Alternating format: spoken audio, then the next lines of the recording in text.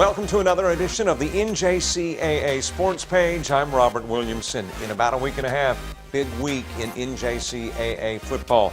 It is Bowl Week. Let's take a look, and we'll see who's going to win each. For the second year in a row, the Mississippi Bowl in Biloxi will host the national championship. Last year, it was number 1 Georgia Military College and number 2 East Mississippi. This year, EMCC, the MAC-JC champs, will enter the game top-ranked, while Iowa Western, winners of the ICCAC, will vie to become the second 2-ranked team to win the NJCAA football's biggest crown in as many years.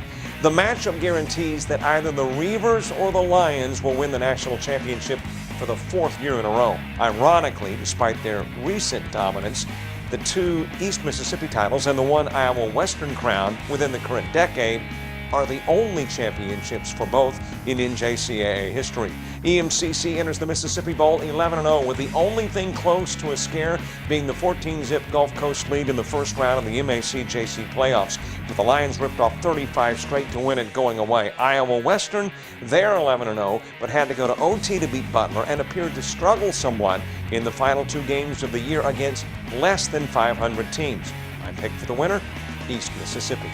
The Champs Heart of Texas Bowl in Copperas Cove also features an unbeaten team, number 3 Trinity Valley Community College against a late bloomer, number 10 Coffeyville. Trinity Valley, the SWJCFC champions, won their only NJCAA football title in '97 and can, for the moment, convincingly argue their worth for a title game, averaging nearly 62 a game.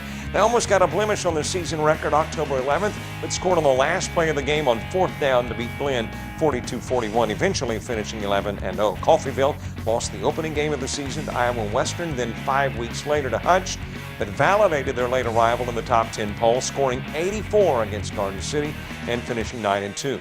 Though they won't win the title this year, they have 3, 56, 83, and 90. I'm picking in the upset, Coffeyville. The Salt City Bowl in Hutchinson, Kansas. It will pit number 4 Hutchinson taking on number 19 Hudson Valley. The game will feature a couple of one-loss teams. The Blue Dragons of Hutch opened the season with 8 straight wins before running into the Reavers of Iowa Western. Hutchinson is led by Alvin Kamara's 1,253 yards, averaging 139 a game. Ironically, Hudson Valley won 8 straight before they suffered a loss, the lone loss at the hands of Navy Prep. However, HVCC has never climbed above 15 in this year's polls and will welcome the chance to prove their value against the top team from arguably one of the toughest conferences in the country, the KJCCC. Hutchinson will enter the Salt City Bowl 10-1, Hudson Valley 8-1. My prediction is to the winner, Hutch. The El Toro Bowl in Yuma, Arizona, pitting number 5 Arizona Western against number 11 Central Lake College of Bernard.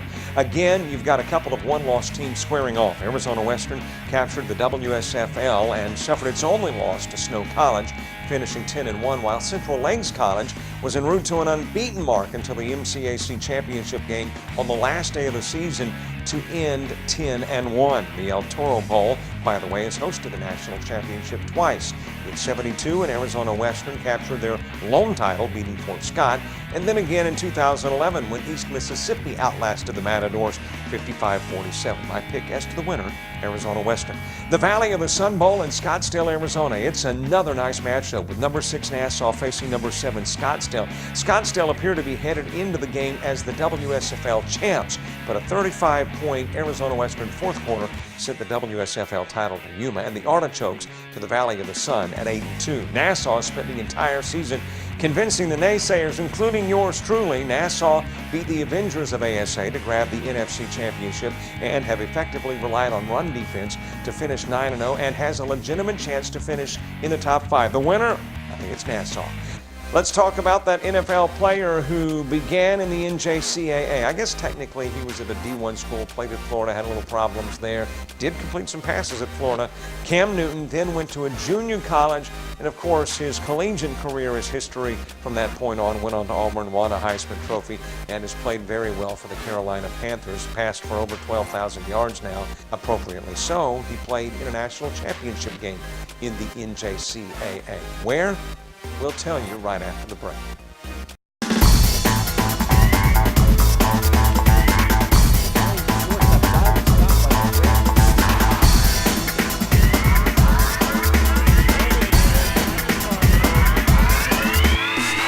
Seven to serve to begin this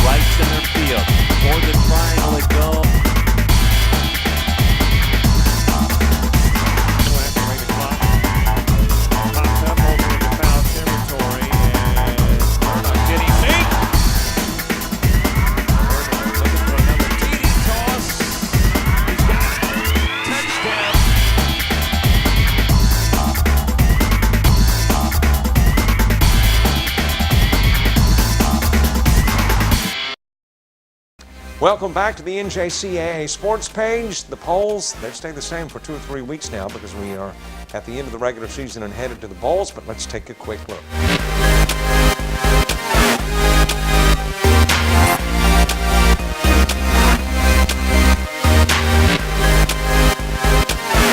Let's answer that question as to where Cam Newton played his NJCAA football. You probably already know. Did you know, though, that he played in a national title game in Pittsburgh, Kansas against Fort Scott and did not have his best game as a college football player? As a matter of fact, it was a punt return by a teammate that won it for him.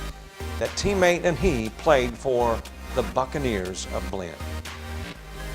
That's it for this edition of the NJCAA Sports Page. We will be in Biloxi, Mississippi for the national title game between East Mississippi and Iowa Western, and you can watch it live on NJCAA TV. This is what we do, programs like this, games like the national title game. We cover it all. If you'd like more information, email us, info@jockjive.com. A quick reminder, you can go to our website, jockjive.com. There you can like us on Facebook, you can follow us on Twitter, and you can subscribe to our YouTube channel. And after the national title game, be back for a recap on the NJCAA Sports Page. For our producer, James Crenshaw, Robert Williamson saying so long.